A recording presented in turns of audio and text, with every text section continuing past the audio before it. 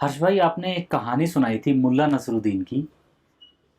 तो मैं वो दोबारा सुनना चाहता हूँ क्योंकि बहुत इम्पोर्टेंट मुझे लगी वो। और अब अगर उसका मतलब भी अगर ब्रॉड लेवल में कई लोगों तक पहुँचे, जैसा आपने समझा है और जैसा हमें समझना चाहिए, वो आप कृपया बताएं। हाँ, वो बहुत अच्छी कहानी है। हमारे टीचर नवज्योति सर ने सुनाई थी हमें ये कहानी। मतलब हमारे यहाँ कहानियाँ खूब चलती हैं। ये भी एक पॉपुलर कहानी है मुल्ला नसरुद्दीन की। मैं समझता हूँ नॉर्थ इंडिया में जो लोग हैं और इवन पाकिस्तान में, अफ़गानिस्तान में जो लोग हैं, वो इस कहानी को जानते ही होंगे। ये कहानी है मुल्ला नसरुद्दीन की। मुल्ला जी शाम के वक़्त दिन ढ दिन द दिन ढल गया था, अंधेरा हो गया था, तो अपने गाँव के गली में कुछ ढूँढ रहे थे। वो जो गली थी गाँव की, उसमें जो घर थे, घरों के बाहर मशालें लगी हुई थी, तो उस गली में रोशनी थी। तो उन मशालों की रोशनी के नीचे मुल्ला जी कुछ ढूँढ रहे थे, परेशान थे, कुछ खो गया था। तो आने-जाने वालों ने पूछा कि मुल्ला जी क्या हुआ? क्या खो गया? क्या ढूँढ रहे हो? तो उन्होंने कहा कि भाई मेरे घर की चाबी खो गई है ना? वो ढूँढ रहा हूँ। तो वो लोग भी लग गए ढूँढने में, मिली नहीं। फिर कुछ और लोग आ गए, उन्होंने पूछा क्या हुआ? वो भी लग गए ढूँढने में। इस तरह पूरी गली मुल्ला जी की चाबी ढूँढने में लग गई। लेकिन चाबी मिली नहीं किसी को। तो काफ़ी देर के बाद जब नहीं मिल रही थी चाबी, तो लोगों ने कहा भाई रुक जाओ ज़रा 1 मिनट। और मुल्ला जी को कहा मुल्ला जी ज़रा याद करने की कोशिश करो, ज़रा रिकॉल करने की कोशिश करो कि आखिरी बार चाबी कहाँ देखी थी, और फिर वहाँ से हम अंदाज़ा लगाएंगे कि चाबी कहाँ होगी। तो मुल्ला जी ने कहा कि वो गांव के दूसरी तरफ जो गली है, वहाँ पे चाबी मैंने देखी थी और वहीं गिरी है वो। तो लोग बड़े हैरान हुए, कहने लगे जब चाबी वहाँ गिरी तो यहाँ क्यों ढूंढ रहे हो? तो मुल्ला नसरुद्दीन का जवाब था कि यहाँ तो रोशनी है और वो जो गली है वहाँ तो अंधेरा है, तो ढूंढूंगा तो वहीं जहाँ रोशनी होगी। है ना? ये कहानी है, बहुत पॉपुलर कहानी है, सभी ने सुनी होगी।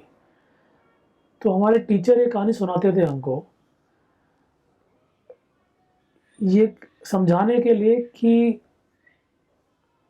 जो चाबी है, जो खोई हुई चाबी है, वो है भारत की ह्यूमैनिटीज़। भारत का जो जो समाज शास्त्र है, भारत का जो दर्शन शास्त्र है, वो खोया हुआ है। लेकिन हम लोग उसको ढूंढ रहे हैं पश्चिम यूरोप के एनलाइटनमेंट की रोशनी में। यूरोप से जो एनलाइटनमेंट आया, उसकी जो रोशनी है, उसके तहत हम ये ढूंढ रहे हैं, तो वहाँ मिलेगा नहीं। अमित भाई, ये समझने की बात है कि आधुनिक भारत में जो अंधकार छाया हुआ है, वो यूरोप की रोशनी का अंधकार है। इसको आप इस तरह समझिए कि हम रात को जब गाड़ी चला रहे हैं और सामने से ट्रक की जब लाइट पड़ती है आँख पर, तो चकाचौंध से हमको कुछ दिखता नहीं है रास्ते पे। हम्म। तो ये जो यूरोप का जो चकाचौंध है, इससे अंधकार फैला हुआ है हमारे जीवन में, हमारे समाज में। और जो चैलेंज है वो ये है कि इस चकाचौंध को हटाकर अपनी समाज व्यवस्था, अपनी ज्ञान व्यवस्था, ज्ञान परंपरा को ढूँढना। तो हमारे नवज्योति सर कहते थे कि हमारा जो काम है वो है कि अंधेरी गली में चाबी ढूँढना, जहाँ लाइट नहीं है।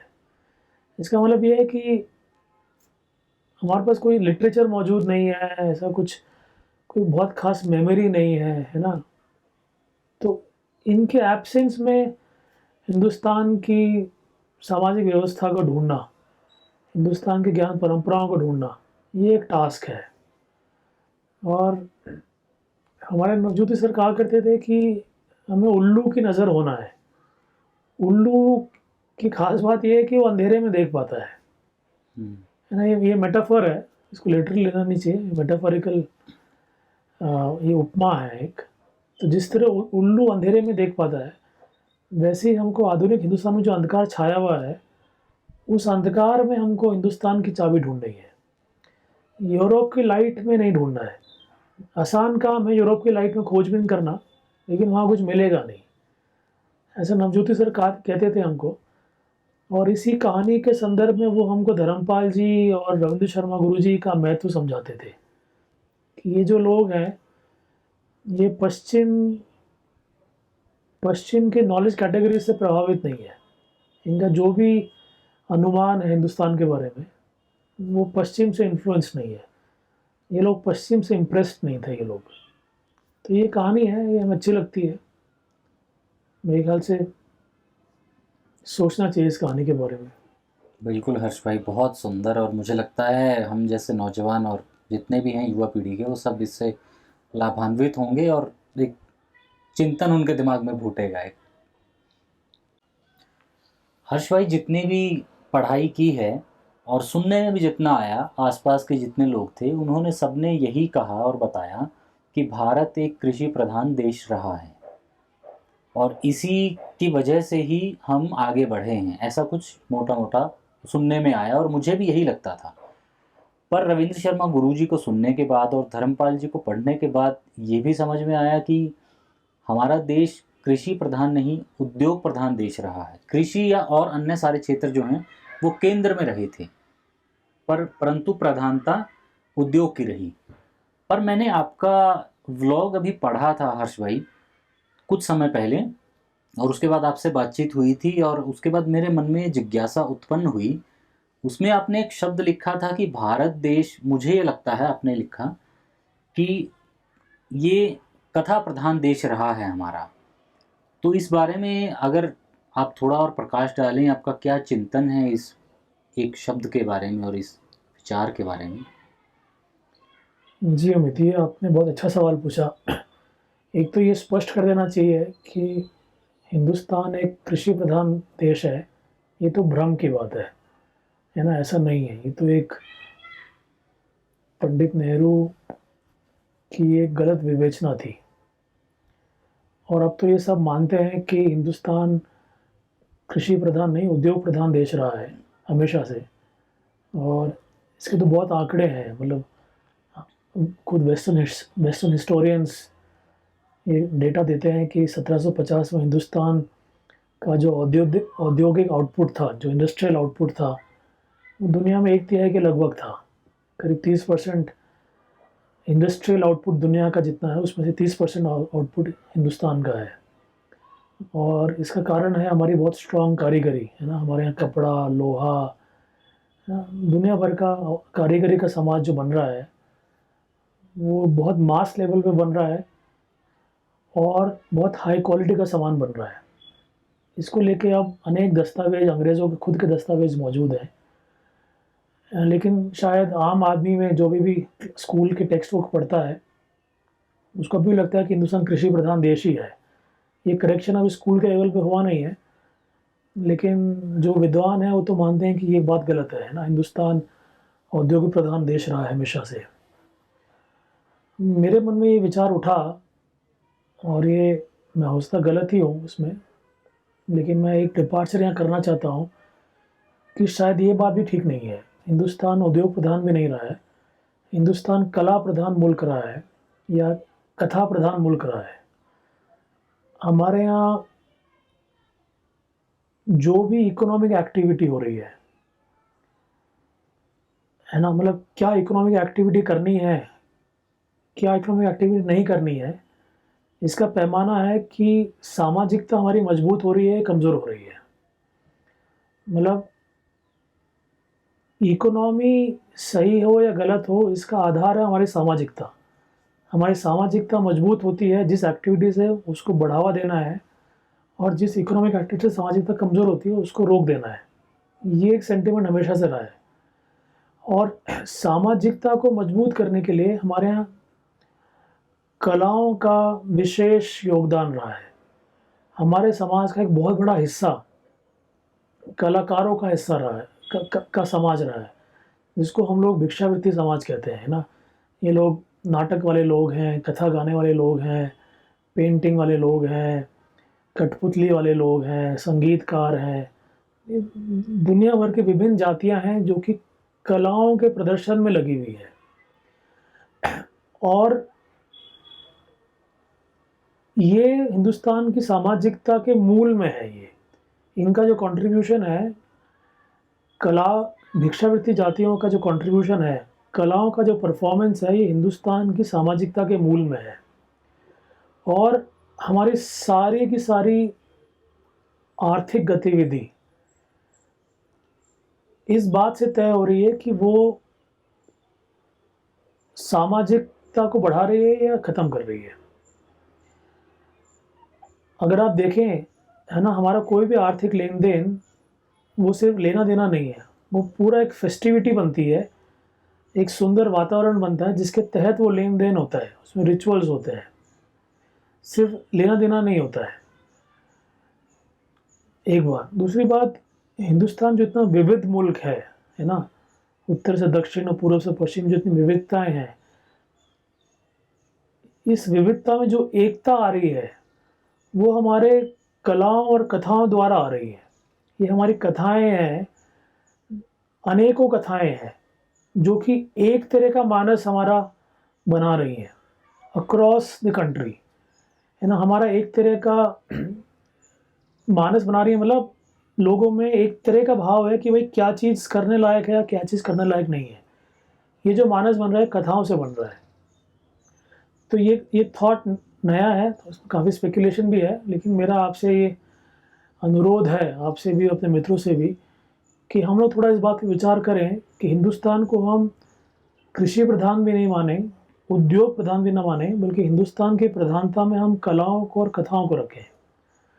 और ऐसा देखने की चेष्टा करें कि जो कुछ भी इकोनॉमिक एक्टिविटी हो रही है, प्रोडक्शन, डिस्ट्रीब्यूशन, वो कलाओं और कथाओं द्वारा संचालित हो रहा है ना। ऐसा मुझे अभी ऐसा लगता है। बहुत हर्ष भाई, ये तो बड़ा अच्छा मेरे लिए सुनना रहा। और भविष्य में भी अगर आपका जो भी चिंतन इस बारे में होगा तो हाँ, मेरा अनुरोध होगा आपसे कि वो आप शेयर करें। पर इसके साथ एक मैं सवाल आपसे कर सकता हूँ क्या हर्ष भाई? जो इसमें आपने एक शब्द प्रयोग किया, भिक्षावृत्ति। भिक्षा और भीख के बारे में क्या आप समझा सकते हैं, इसमें क्या अंतर हाँ, है? ये भिक्षा का गलत ट्रांसलेशन भीख होता है, मतलब एक्चुअली ये सब हमारे आज के समाज की जो दुर्दशा है उसका एक इंडिकेशन है कि हमारा जो भिक्षावृत्ति समाज है वो भीख मांगने पे आ गया है। मतलब हम लोग समाज में 3 वृत्तियाँ मानते हैं: कर्म वृत्ति, वार्ता वृत्ति और भिक्षा वृत्ति। कर्म वृत्ति के वो लोग होते हैं जो कि अपना एफर्ट जड़ वस्तु पर लगाते हैं। तो जैसे अगर मैं अपना एफर्ट लकड़ी पर लगाऊं और लकड़ी पर लगा के कुछ टेबल बनाऊं, कुर्सी बनाऊं, तो मैं कर्म वृत्ति पे आता हूँ। या मैं अपना एफर्ट पत्थर पे लगाऊं, या मैं अपना एफर्ट लोहे पे लगाऊं, है ना।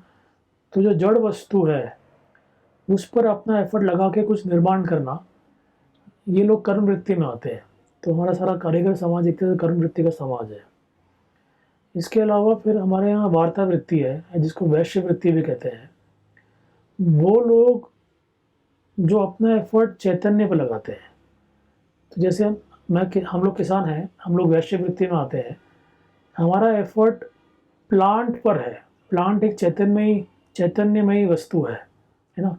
ऐसे जो भेड़ वाले हैं या जो गाय गोपालन है, उनका एफर्ट भेड़ पर है, गाय पर है, जो कि चैतन्यमयी वस्तु है। जैसे जो हमारा जो बनिया है, जो सेठ है, जो साहूकार है, उसका एफर्ट दूसरे मानव के एफर्ट पर लगता है। तो वो लोग जिनका एफर्ट चैतन्यमयी वस्तु पर लगता है, वो लोग वैश्य वृत्ति में आते हैं, या उनको वार्ता वृत्ति कहते हैं।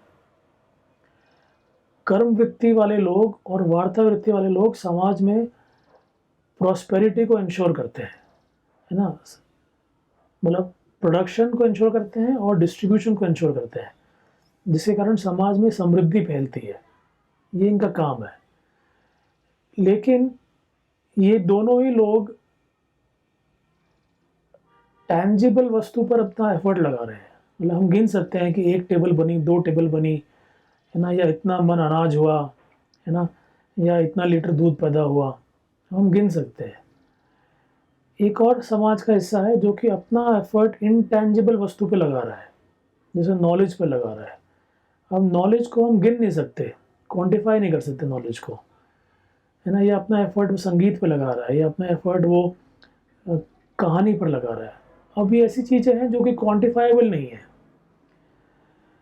तो ये लोग क्योंकि अपना एफर्ट ऐसी चीज़ों पे लगा रहे हैं जो कि क्वांटिफाइबल नहीं है, इसलिए इनका एफर्ट का मूल्यांकन कैसे हो, है ना। एक टीचर आया, उसने आपको कुछ ज्ञान दिया, अब उसके श्रम का मूल्यांकन कैसे होगा, क्योंकि ज्ञान तो हम नाप नहीं सकते हैं, है ना। 1 किलो ज्ञान ऐसे नहीं कह सकते हैं, है ना, या है ना 1 मन ज्ञान ऐसे नहीं कह सकते हैं।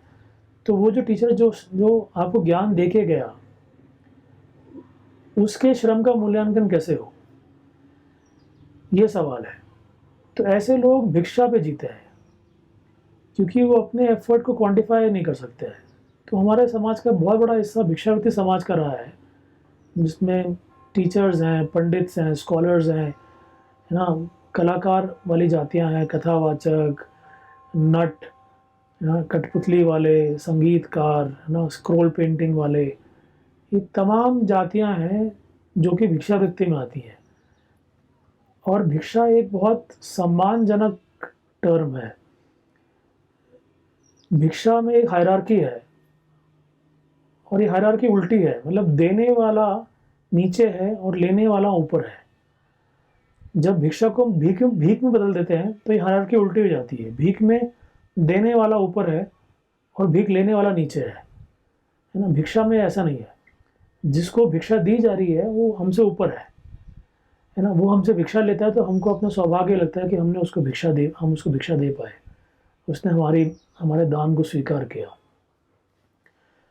तो समाज का एक बहुत बड़ा हिस्सा हमारा, पारंपरिक समाज का बहुत बड़ा हिस्सा हमारा भिक्षावृत्ति समाज का रहा है। और मेरा ऐसा मानना है कि भिक्षावृत्ति के कोलैप्स जो हुआ है पिछले 100, 150, 200 साल में, ये हिंदुस्तान की सबसे बड़ी त्रासदी है। हिंदुस्तान की गुर्बत से भी बड़ी त्रासदी है यहाँ के भिक्षावृत्ति समाज का पतन। इस पर कोई बात ज़्यादा हुई नहीं है।